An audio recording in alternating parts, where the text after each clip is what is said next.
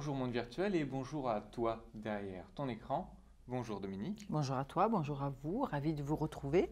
On a parlé de l'aura, tu nous as bien expliqué ce que c'était, mais tu avais envie d'aller un petit peu plus loin. Alors c'est en même temps le rôle de cette série. Mhm. Et tu voulais nous donner plutôt des exercices pratiques justement pour voir l'aura. Oui, en fait c'est une grande question, je l'avais évoqué, voir l'aura. Très souvent les personnes s'interrogent et souvent sont un petit peu désœuvrées en tout cas en disant « Ah oui mais moi j'arrive pas à le voir ». Alors, j'en ai parlé déjà la dernière fois. Est-ce que c'est réellement quelque chose d'important? Si c'est le but de ta vie, ben, je pense que tu te trompes. Pour autant, voir l'aura peut être intéressant parce que, comme je l'ai expliqué, mais je ne vais pas repartir dans le détail, on a trois corps, principalement visibles. Donc, on a le corps éthérique, c'est-à-dire c'est cette énergie, puisque l'aura, c'est ça en fait, c'est ta vibration, c'est ta signature énergétique, c'est donc ce qui va t'envelopper. Donc, au niveau physique, ce qui enveloppe le corps physique, c'est le corps éthérique. Le corps éthérique, très important, il a une coloration gris foncé à gris de plus en plus clair. Alors, l'image que je prends toujours pour expliquer effectivement la perception de ce corps éthérique, c'est lorsque tu vois une bougie brûlée, tu sais, tu as cette flamme et puis tu as cette espèce de petit côté un petit peu flou autour. D'accord? Ça serait ce qui va être au niveau de ton corps.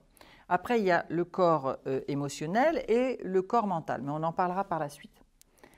Ce qui est plus facile à percevoir, c'est au départ ce corps éthérique. Pourquoi? Parce que tu arrives à le voir sur une flamme, donc imagine au niveau de ton corps, tu arriveras à le voir. Pourquoi c'est important de le percevoir? Parce qu'il est évident que cette vibration qui t'enveloppe manifeste aussi quelque part la qualité au niveau de ton corps physique. Il est évident que si tu es dans un état d'épuisement, cette vibration va être moins claire. D'accord? Si tu es dans un état de santé qui est juste extraordinaire, eh bien, ce corps éthérique va être d'une très belle lumière, comme la petite flamme qui brûle. Donc, le premier exercice qui serait à mettre en place, ce serait d'abord d'essayer de percevoir ce corps-là.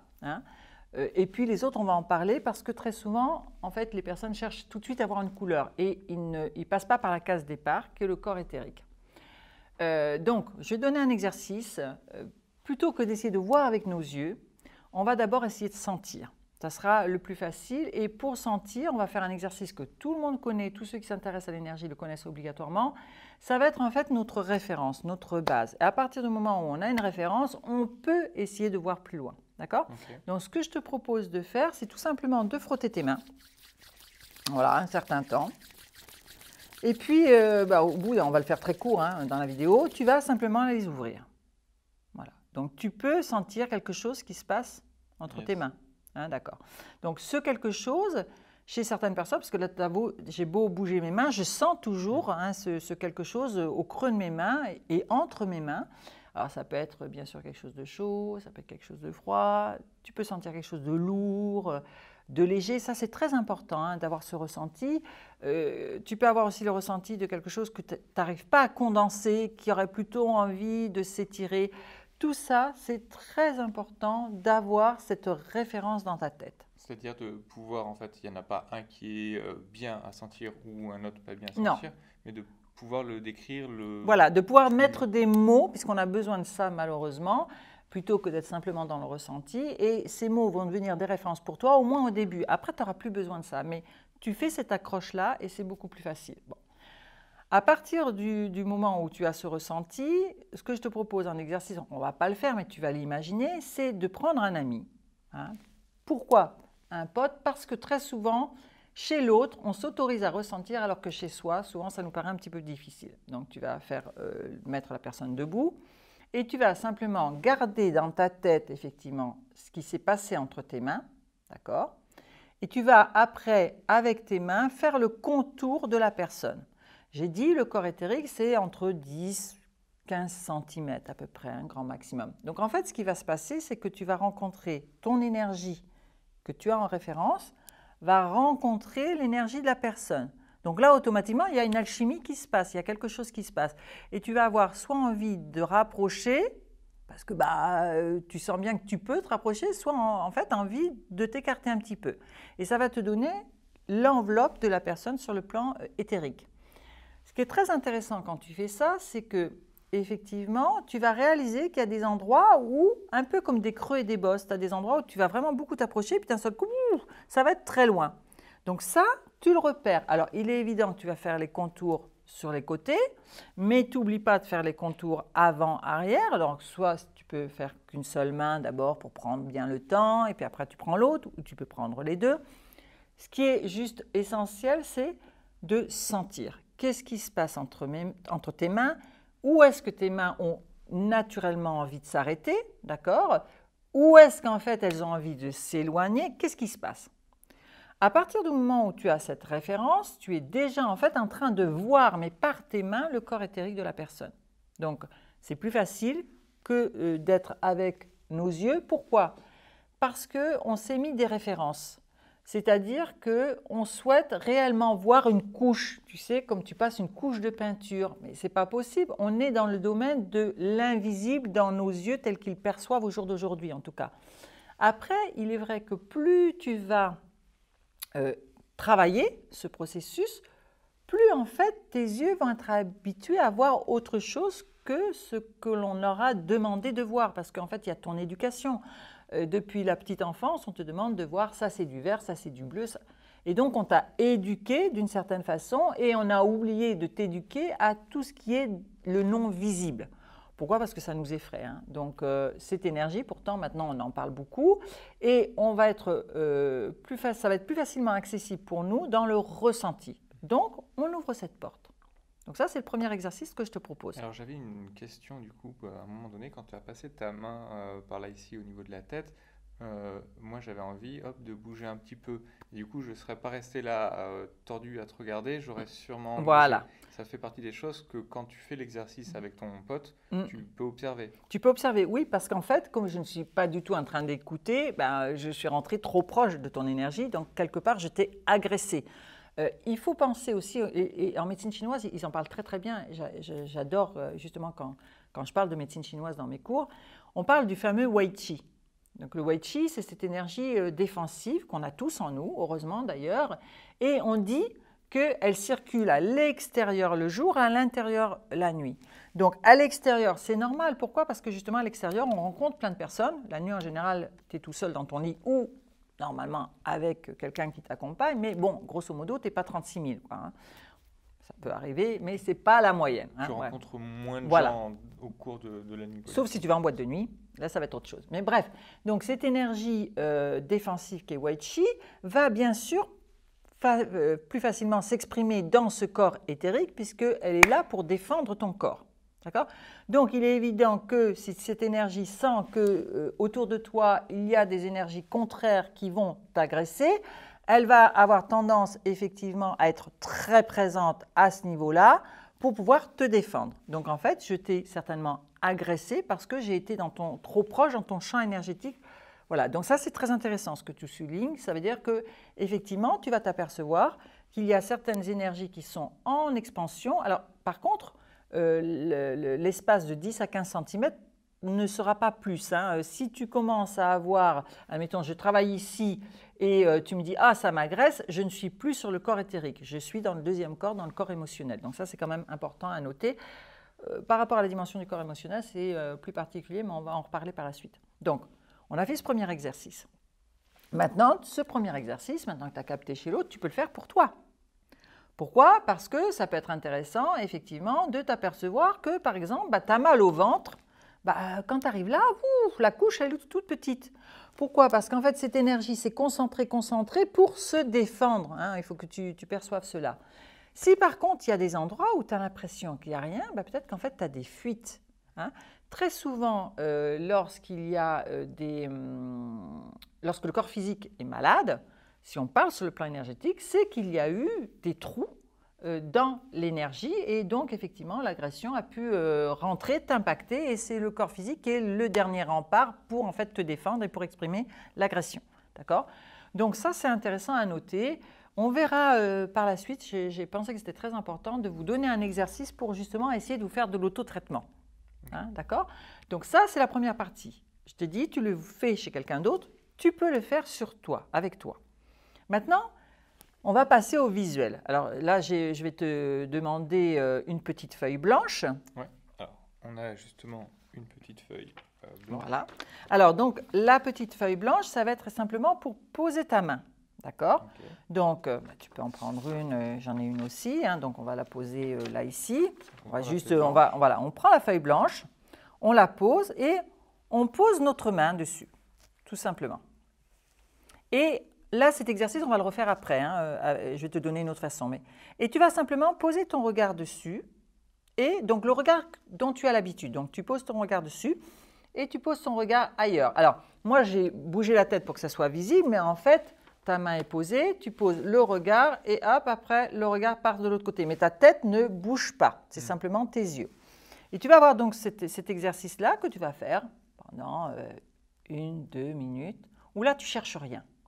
C'est tout simplement en fait pour que ton mental se taise. Parce qu'en fait, le problème, il est là. Très souvent, ton mental est tellement présent qu'il bloque en fait ta perception. Donc, ce que je veux par cet exercice-là, c'est l'obliger à se taire parce qu'on n'est pas obligé de croire à l'aura pour le voir. Hein, d'accord? Donc, effectivement, tu fais ce petit exercice et puis, au bout de ces 2 minutes où tu vas avoir en fait perturbé le mental pour qu'il se taise, tu vas te positionner, tu sais, comme un enfant qui rêve. Tu vois, tu vois la tête, là, l'enfant qui est au fond de la classe et qui regarde dehors et qui rêve, d'accord? Et tu vas continuer ton mouvement avec tes yeux.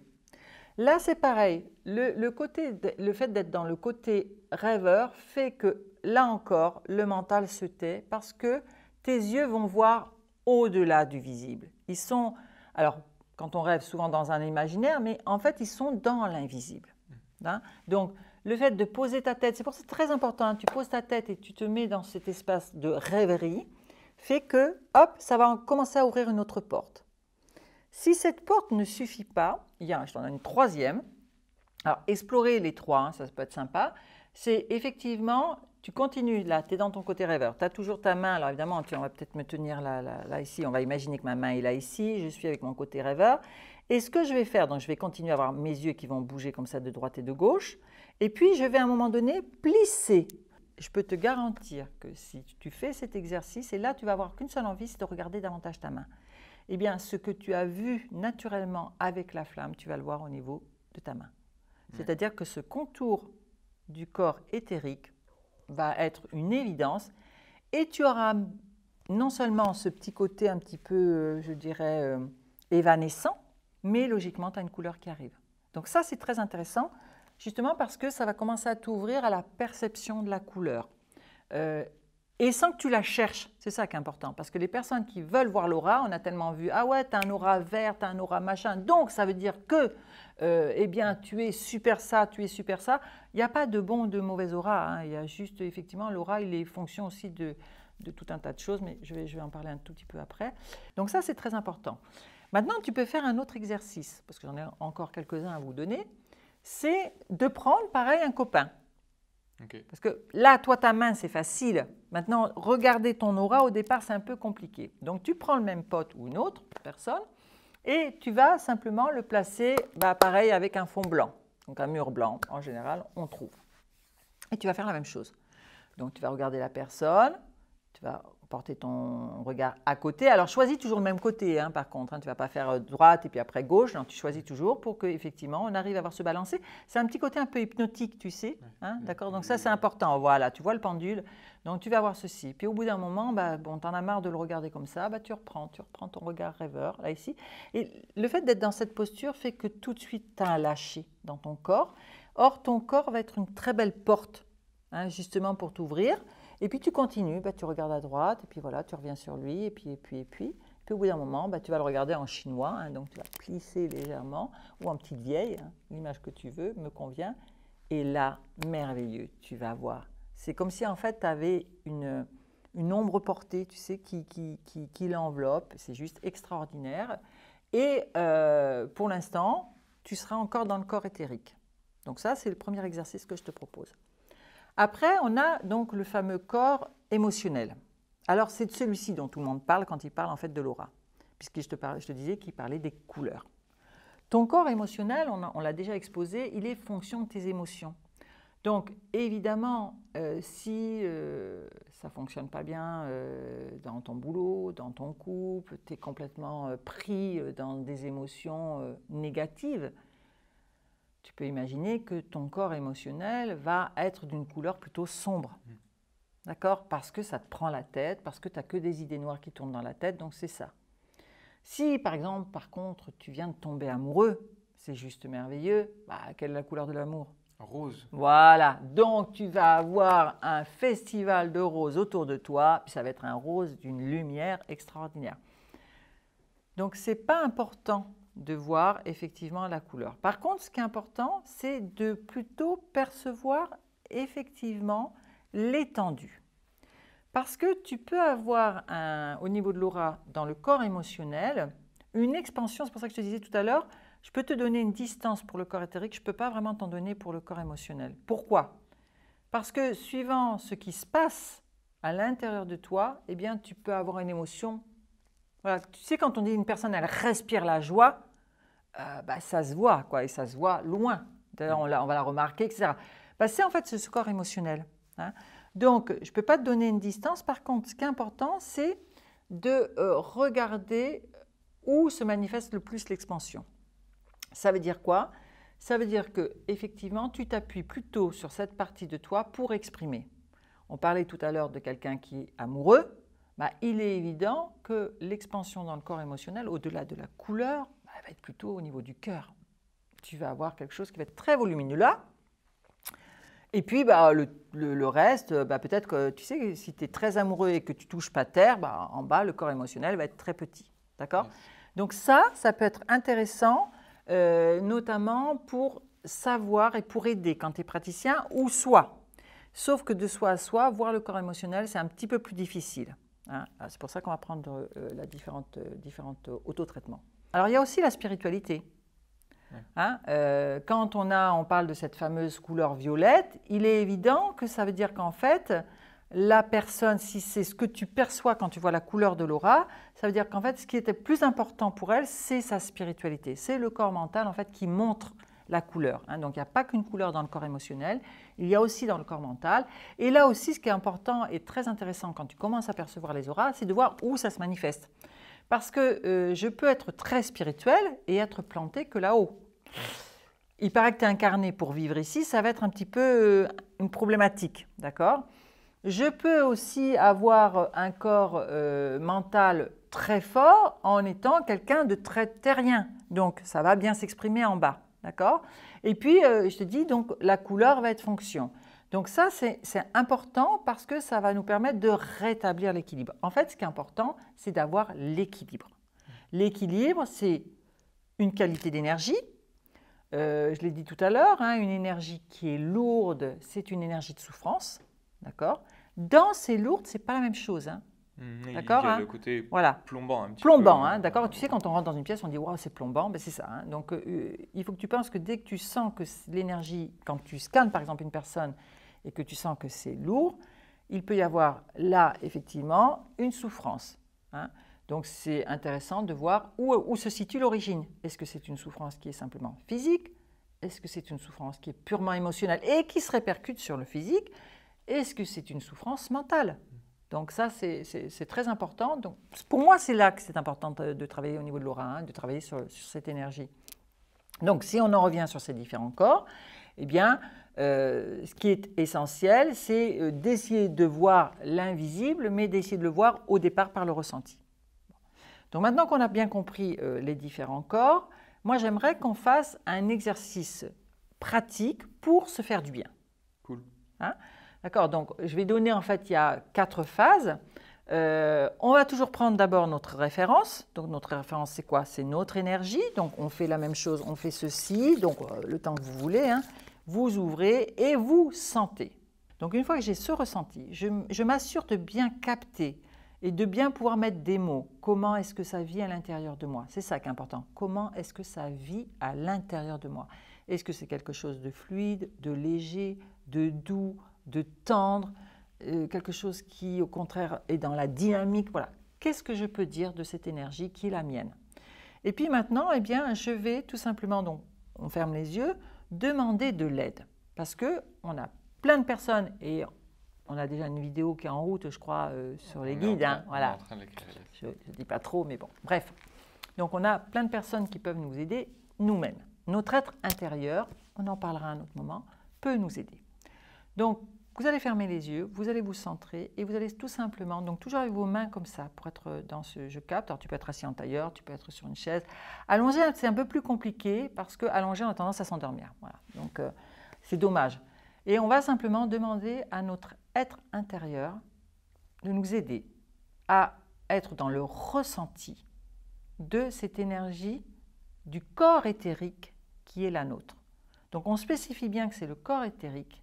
Et on va parler simplement d'abord du ressenti. Une fois que tu as posé cette question, tu laisses les choses se passer. Logiquement, enfin moi à chaque fois que je le fais, ce que tu sens, c'est tout de suite tu as l'impression que tu as quelque chose qui t'enveloppe. Comme si tu avais en fait une couche là qui se montre. Et je ne sais pas, ouais, c'est l'image du drap qui t'enveloppe. Hein, tu le ressens, c'est quelque chose, pour moi c'est quelque chose de léger, mais bon. Donc propre à chacun. Et après, deuxième phase, tu reprends pour travailler sur ce corps éthérique et tu demandes effectivement, toujours à ton être intérieur, de t'aider à en prendre la pleine conscience. Ça, c'est important, d'en prendre la pleine conscience. Pourquoi? Parce qu'à partir du moment où tu commences à mettre la conscience dans cet exercice, quand tu vas le refaire, parce que bien sûr c'est sympa à refaire, eh bien tu vas t'apercevoir que ça va arriver beaucoup plus vite. D'accord? Et cette conscience, tu la places dans l'exercice, mais elle va se placer à tous les moments de ta vie. Donc, percevoir ton corps éthérique, mais aussi celui de l'autre, va effectivement s'engager en toi. Donc, deuxième étape, tu es toujours comme ça, hein, bien sûr, les yeux fermés. Tu peux le dire à haute voix, comme tu peux le dire à l'intérieur de toi. Alors souvent, au départ, ça nous aide de le dire à haute voix. Deuxième phase, parce que là, comme tu vas avoir cette conscience, tu vas t'apercevoir que, comme je parlais du drap, à certains endroits, je l'ai dit tout à l'heure, hop, il est plus loin, à d'autres, il est plus près, et puis, il peut même être à côté. Tu sais, un joli drap qui pend là. Hein. Ça veut dire que logiquement, ton corps éthérique n'est pas vraiment en phase avec toi. Tu sais, quand on dit « j'ai l'impression que je me balade à côté de moi oui. ». Hein, quand tu es à côté de la plaque. À côté de la plaque, c'est ce qu'on dit, hein, à côté de tes pompes, etc. En fait, on ne s'en rend pas compte, mais quelque part, c'est de ça dont on parle. On parle de ce corps éthérique, de ce qui nous enveloppe, mais bon, il n'y a pas de fusion avec le corps physique. Donc, c'est sûr que tu dois être assez mal. Hein, puisque normalement, ça doit faire 1, puisque c'est là pour te protéger. Donc, ce que tu vas faire, c'est que tu vas demander, si tu sens qu'il y a des creux et des bosses, tu prends bien le temps de ressentir cette énergie au niveau de ta tête, au niveau des bras, au niveau des mains, au niveau du ventre, devant, derrière, t'oublie pas bien sûr, au niveau des jambes, au niveau des pieds, et tu essayes de percevoir les creux, les bosses, les trous, les manques, les plus, voilà, tout ce qui fait que ton corps n'est pas linéaire. Je ne parle pas des bourrelets, hein. Je parle simplement effectivement de cette énergie. Et puis, comme cette énergie est certainement disloquée, parce que c'est pour tout le monde en règle générale, si on ne fait pas ce travail-là régulièrement, on s'aperçoit que ce n'est pas quelque chose de linéaire, on va demander dans un premier temps à tout simplement la recoudre. S'il y a des trous, on demande à ce que ça soit recousu. On demande s'il y a effectivement un trou qui est trop béant et que recoudre, on amène un apport d'énergie pour effectivement combler le trou, tu vois. Donc ça, utilisez les mots qui vous viennent. Ne cherchez pas avec le mental. Si tu as l'habitude d'être couturière ou couturier et que pour toi, prendre le fil et recoudre, c'est facile, prends.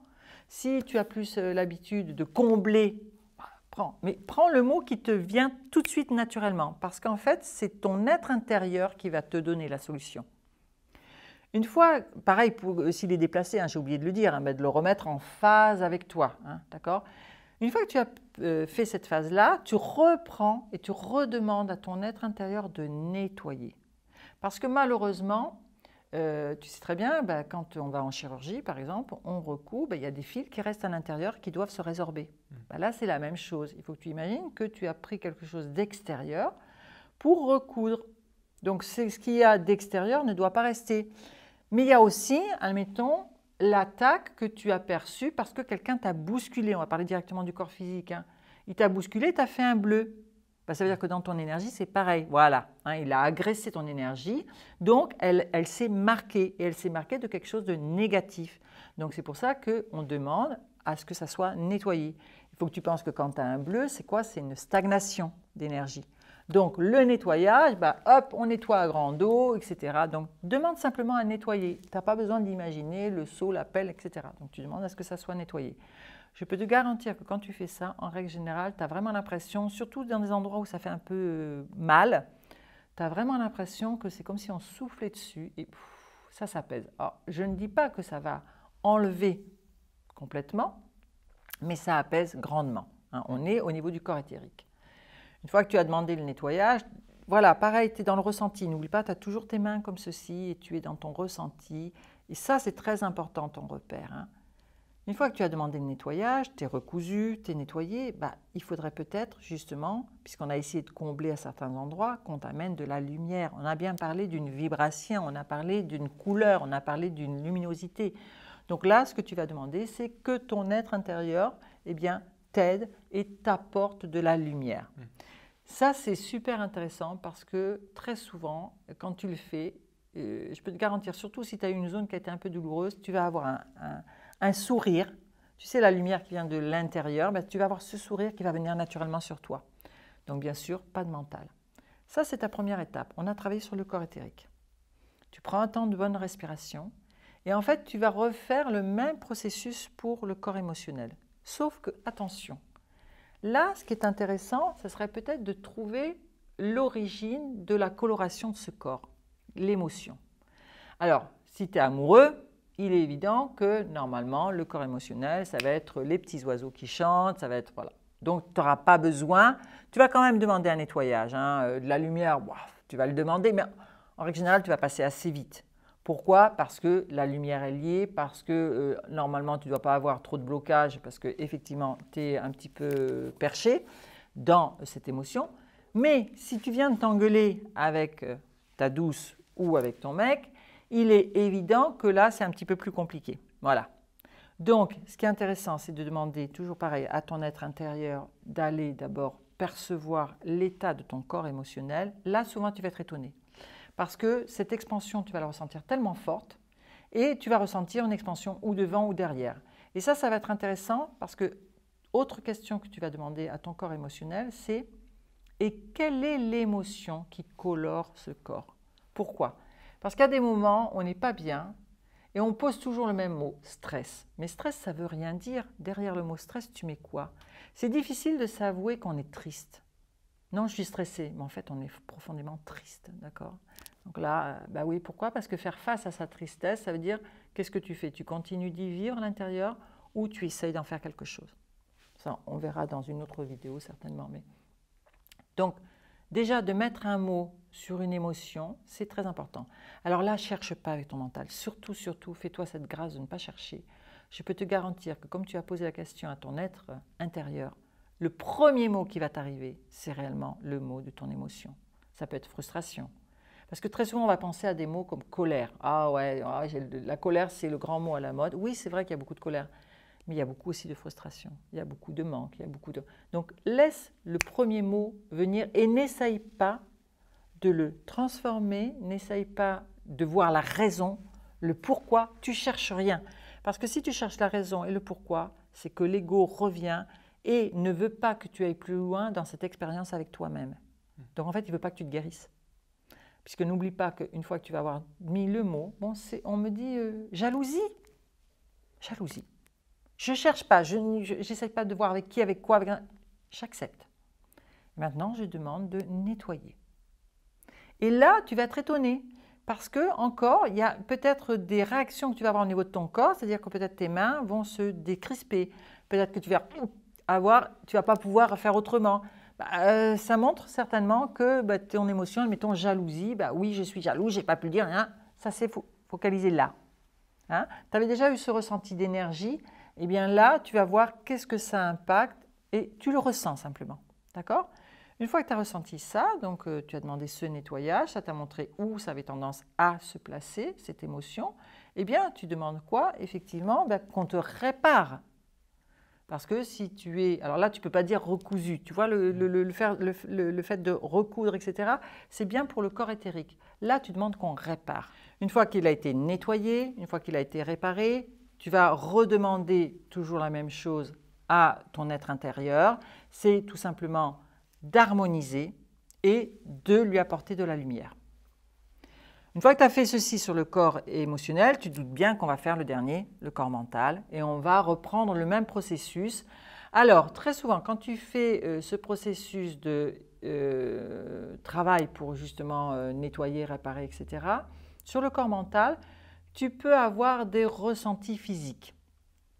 Si, admettons, dans ta vie au quotidien, tu es tellement dans le mental que c'est lui qui est impacté. Et effectivement, ça va te donner des courbatures après sur le plan physique, etc. Parce que tu veux absolument tenir la tête hors de l'eau. D'accord ? Donc, le plan mental, il va être avec une énergie très très lourde, puisqu'il y aura de la souffrance, avec une énergie souvent avec des colorations assez foncées. Hein, c'est d'ailleurs très souvent pour ça, par exemple, quand tu vas dans le métro, moi je m'amuse à regarder à Paris. Et très souvent, tu sais, le film, quand on voit le petit nuage noir, c'est ça. Hein, les personnes, au niveau de leur énergie, c'est souvent des couleurs assez foncées, là, ici. Pourquoi? Parce qu'ils sont métro, boulot, dodo, etc. Enfin, bon, bref. Donc, tu vas avoir cette énergie qui va être pas mal perturbée au niveau mental. La même chose, quand tu vas demander… Alors, n'oublie pas toujours tes mains. Hein. Là, c'est très, très important parce qu'on arrive sur la fin du processus et il faut absolument que tu aies toujours cette référence, surtout quand tu es dans le mental.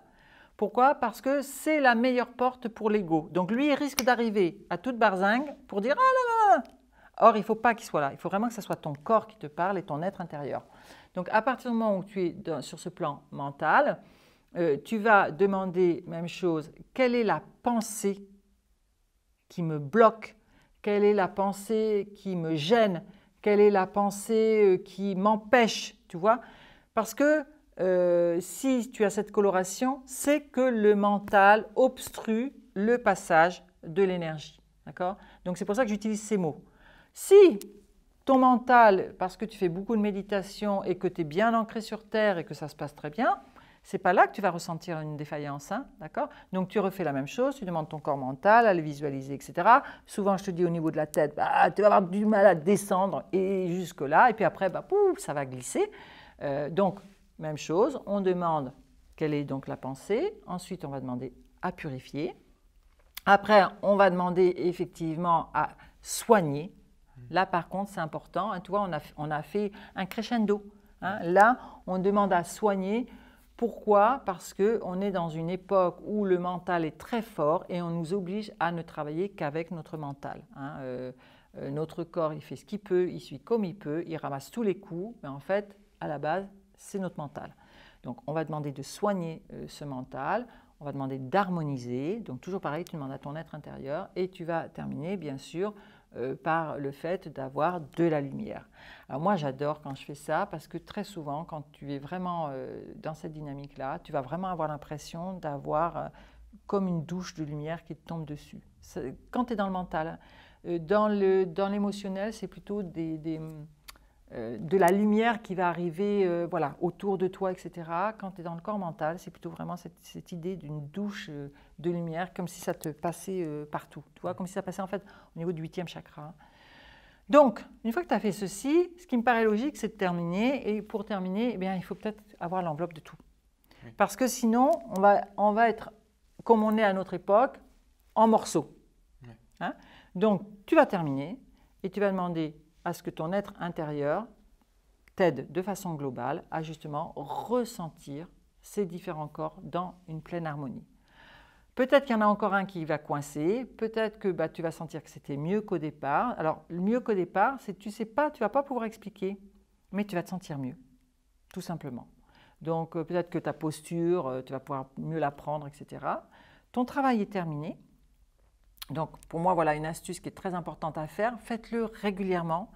Ça va vous aider à vous réparer, ça va vous aider à vous ouvrir à une autre perception, ça va vous aider à voir l'aura de l'autre et à commencer à ressentir le vôtre. Donc, quelque part, à le voir de l'intérieur, parce que c'est ça, en fait, hein, tu le vois de l'intérieur. N'oubliez pas, et je vais clore là-dessus, que votre porte, c'est le plexus solaire. et que votre plus belle façon de voir, c'est votre cœur. C'est avec votre cœur que vous pouvez voir et non pas avec vos yeux. Donc voilà tout ce que je voulais vous dire sur voir l'aura. Eh bien, merci Dominique, je pense que tu es allé très loin sur voir l'aura. Merci pour ce partage. Merci à toi. N'hésitez pas à nous faire part de vos expériences avec les feuilles, avec les mains ouvertes, tout ça dans les commentaires. On se retrouve semaine prochaine pour une autre vidéo.